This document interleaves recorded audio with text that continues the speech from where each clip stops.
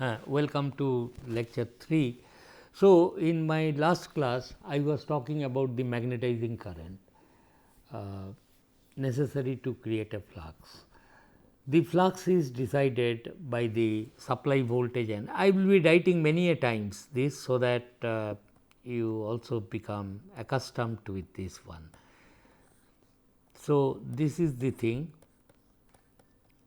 So, phi max gets fixed, and then from this I will be able to calculate B max, and from B max then I will say where is your BH curve, what is the core material.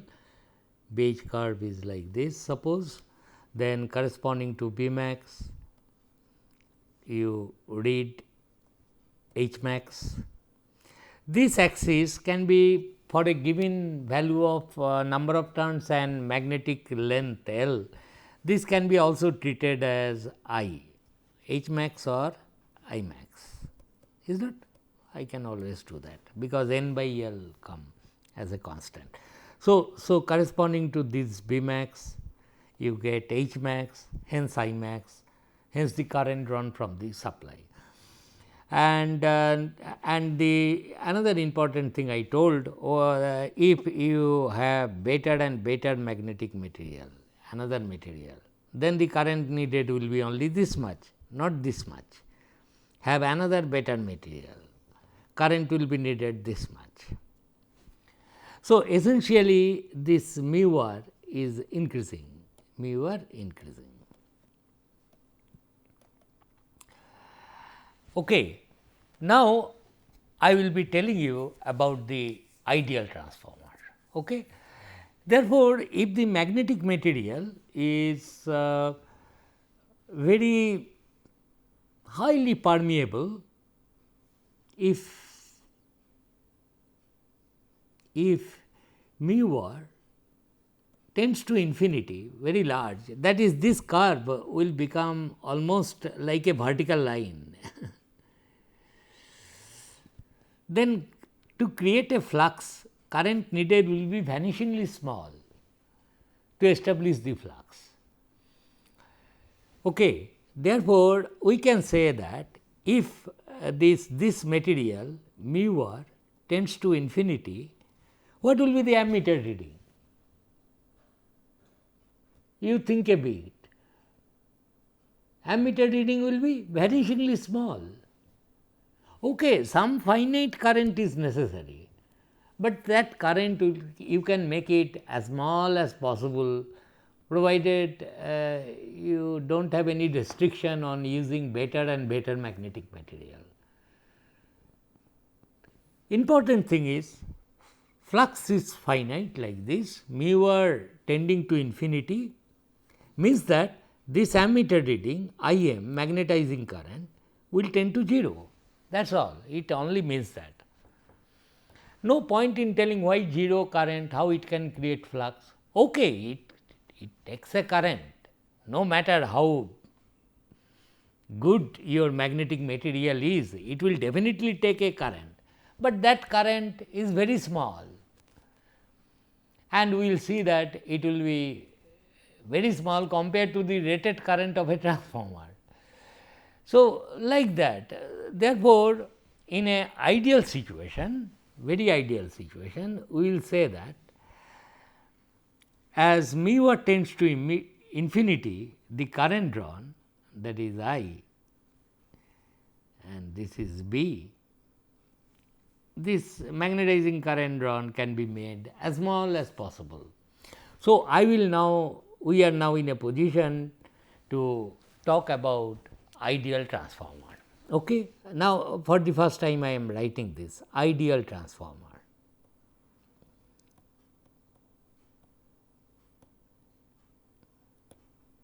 And if the concept of ideal transformer is clear, you can deal with any situation, you can deal with a practical transformer very nicely, because the concepts are so interesting. So, ideal transformer, let us say that the first two conditions remain same, winding or coil resistance are 0, winding resistances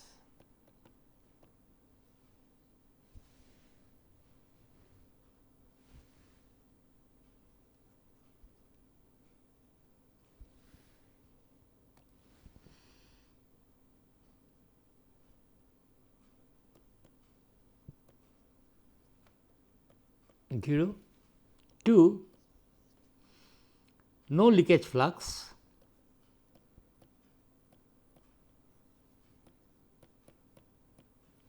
that is all the flux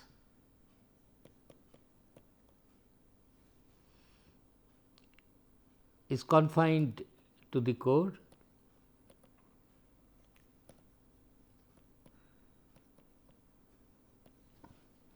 or all the flux or all the flux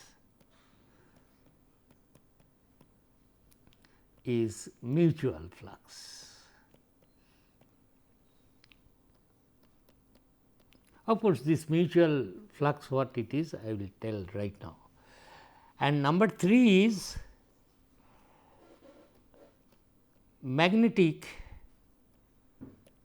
core material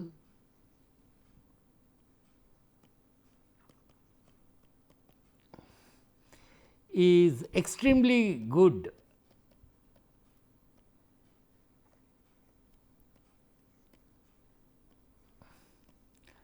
mu r tending to infinity. I put this mark also here, means vanishingly small current, extremely good, so that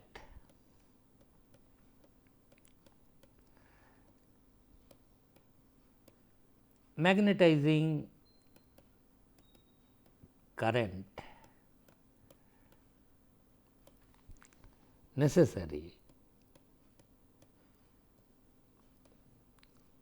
to create flux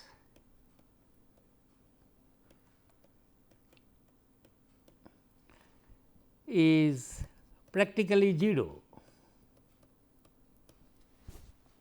These are the 3 properties. Now it is I will now draw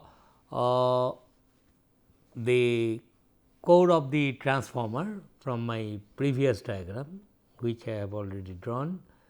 That is, I come here and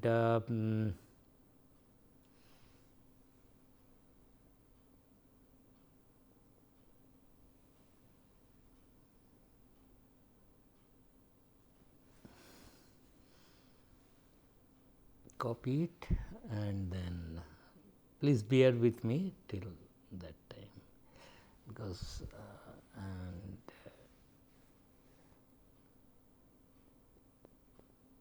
take the paste.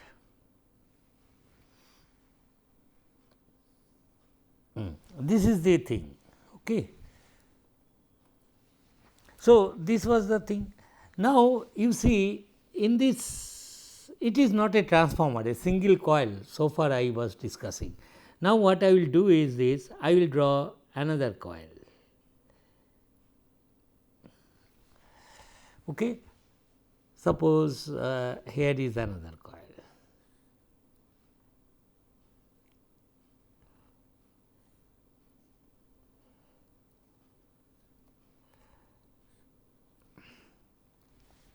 So, on the magnetic circuit now 2 coils are connected, and these 2 terminals of this second coil I have not connected anything. Therefore, whatever I discussed in my previous lectures, a single coil excited with a voltage V 1 from frequency f remains intact. I mean, because this coil, whether it is present or not, no one bothers, because nothing I have connected, no current in this coil.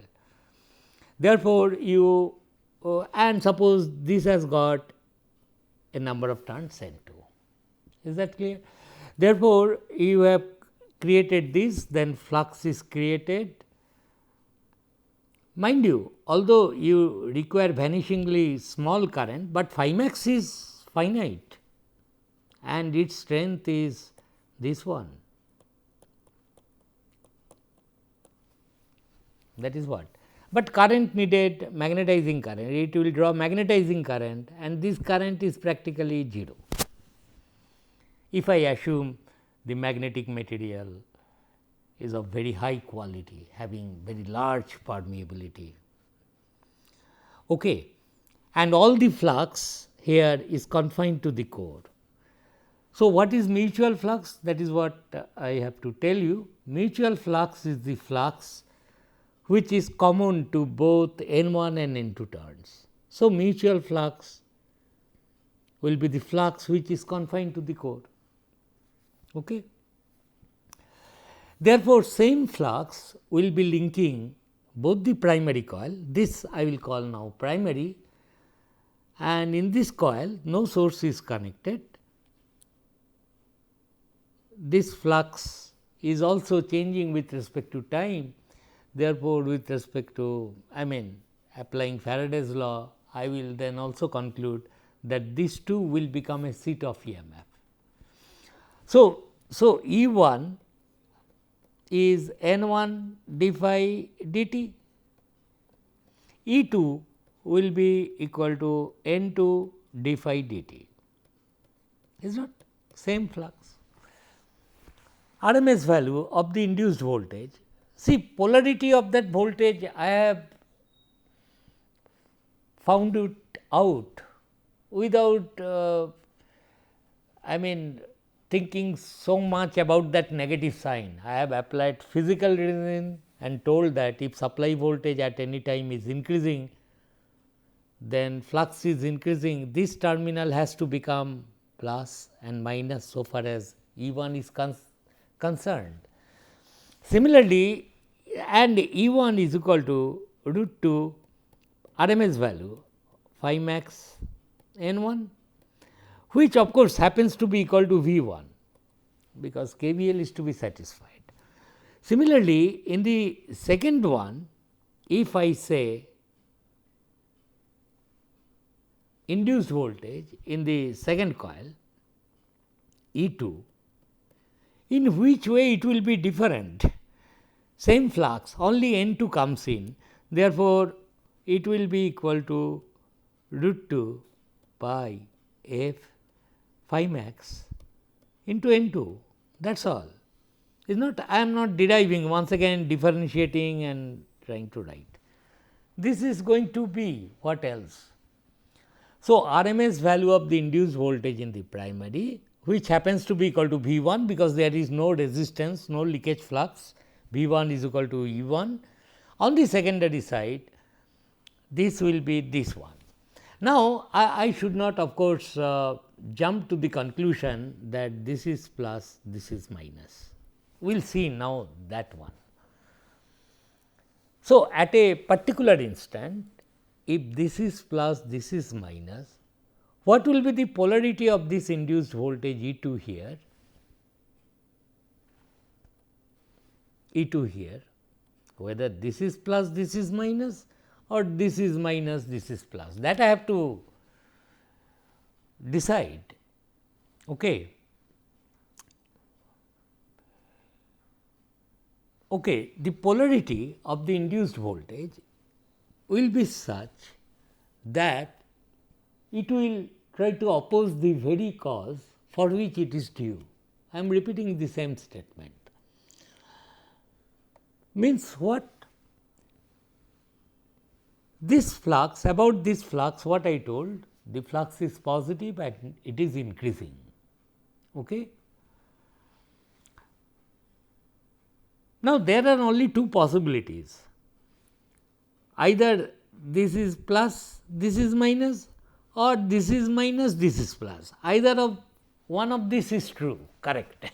That way, if you think, suppose I say that I am not sure, suppose this has happened, when this is plus, this is minus, this has become plus, this is minus. Suppose, let us assume it is like that. Now, let us verify whether this assumption is correct or not. Acha, it has become a seat of EMF. Now, you imagine that this E 2 I will allow it to act. E2 as it is open circuited, nothing happens, no current, etc. Only thing, it has become a seat of EMF, and somebody says, okay, this is plus, this is minus. Now, I am telling you that if E2 is allowed to act on a circuit, then it will deliver current at that instant. And what will be the direction of this current? If you imagine that you have connected some load, some resistance here, okay, I will connect it, some resistance here. Then at that instant, current supplied by the coil will be like this, is not? It will go, this is the source, like a battery, current will go like this, and the direction of the current in the windings will be like this. Now, this is what in accordance with Lenge's law? The answer is no. Why? Because the cause of the voltage induced is that phi was increasing, is not? Phi was positive and increasing, d phi dt was positive, that was our assumption. Now, I find at that instant, if current flows, the flux in the core produced by this current will be, flux produced by core in this coil will be also in the same direction. Are you getting? This was the flux created by I m, it was going up in this direction, now also flux. So, the flux is strengthened, the cause for which it is due is strengthened, but that is not in accordance with Lenge's law. It will try to oppose the very cause for which it is due. What is the very cause? Phi from top to bottom was increasing. So, the polarity of this induced voltage will be such that if this E2 is allowed to act, it should pass current through this winding in such a direction that it will try to oppose this flux. That is what has to be. That is, therefore, it looks like this is not correct. No. So, this cannot be like this. What is the other possibilities? Other possibilities is this has become plus, this has become minus. Let us see whether this will be consistent. Mind you, this is a continuous thing. I have only corrected. No. No.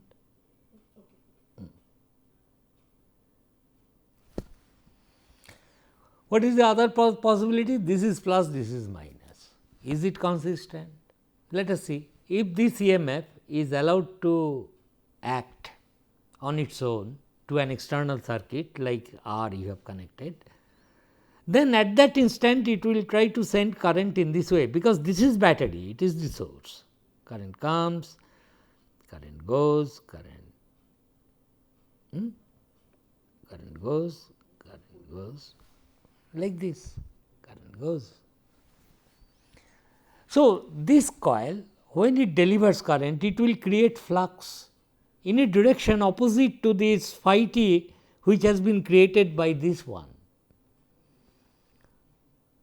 So, it is trying to oppose the very cause for which it is due. Therefore, at a given instant of time, if this terminal is plus, this terminal is also plus. Let me repeat this point in a nicer diagram. It is like this. So, let me sketch it, that will be faster.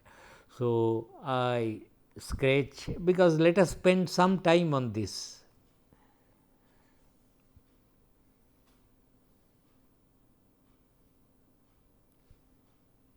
Sorry, I have not selected, I will cut it out.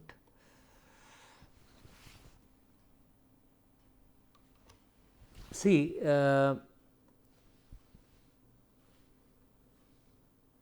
So let us do it like this. Suppose this is your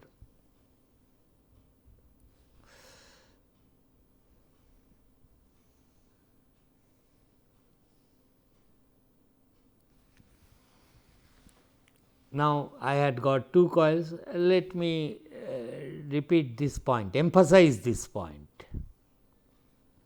This is suppose one coil having N1 turns, this is suppose another coil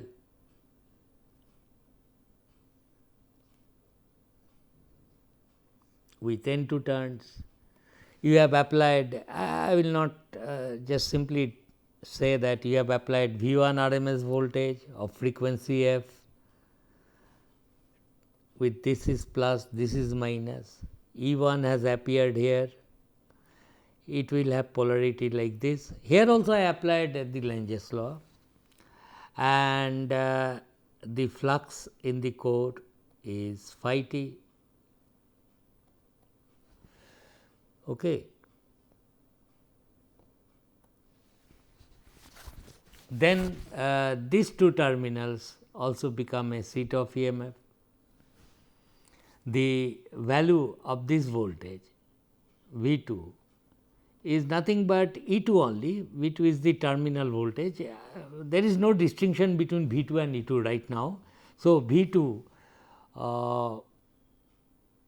is equal to E 2 is equal to root 2 pi f phi max into N 2, and also I know V 1 is equal to E 1 is equal to root 2 pi f phi max.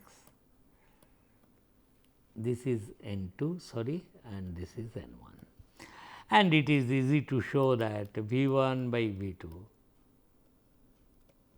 is equal to E 1 by E 2 is equal to N 1 by N 2. This is one famous formula. Okay. So that is the thing, but I was discussing about the polarity of this induced voltage, instantaneous polarity. If at any instant of time this is plus, this terminal has to become plus. No way.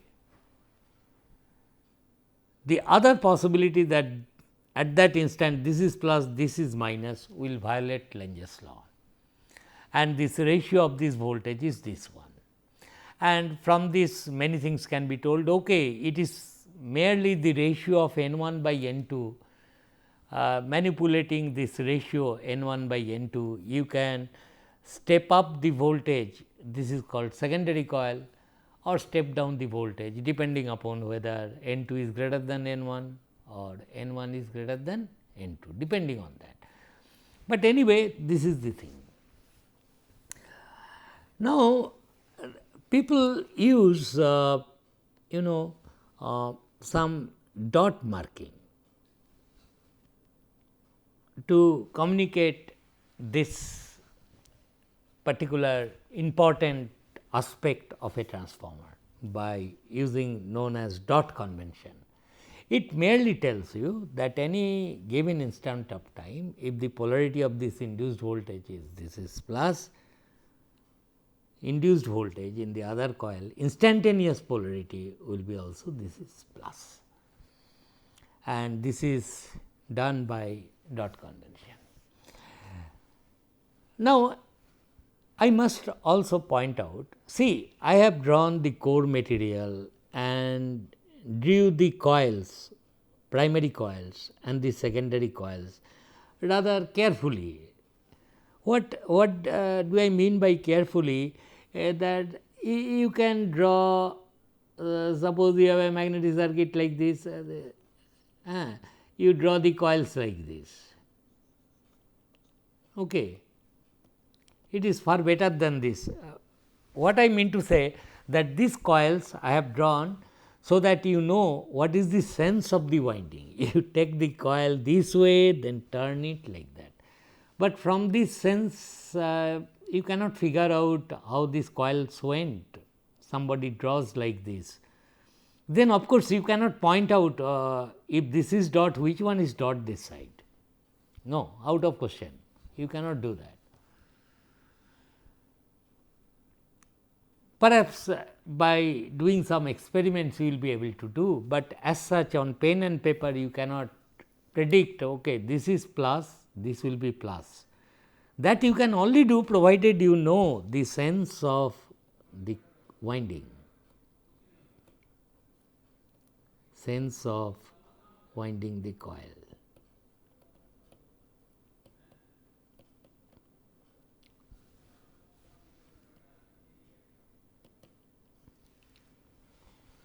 If that is meticulously shown, then you can figure out.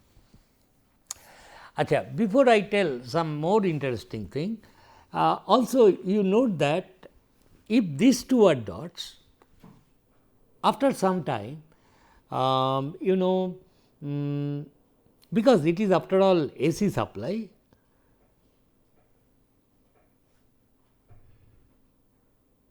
it will be better if we say dot terminals are those terminals which have like polarities of the induced voltage. For example, if you say this is plus, this will be plus. You rub this off for the same transformer I am talking, this point you listen. Suppose this dot I remove, if somebody says no, this is dots, then also he is correct. Are you getting? Like terminals, if it is minus, that will be minus. Whenever it will become plus, because polarity reverses, this will be also plus. In other words, what I am telling, no point in showing so many dots. It is understood that wherever you have shown dots, good enough. Other two terminals are also like terminals. You can put some square brackets to indicate that. They are like terminals, they are like. Whenever this is plus, this will be plus. Whenever this is plus, this will be plus. Whenever this is minus, this will be minus, and so on, like that. Okay. So, we are discussing about ideal transformer, and the ideal transformer is that transformer which requires vanishingly small magnetizing current to create a finite flux of strength V1 by root 2 pi f n1, is not current necessary.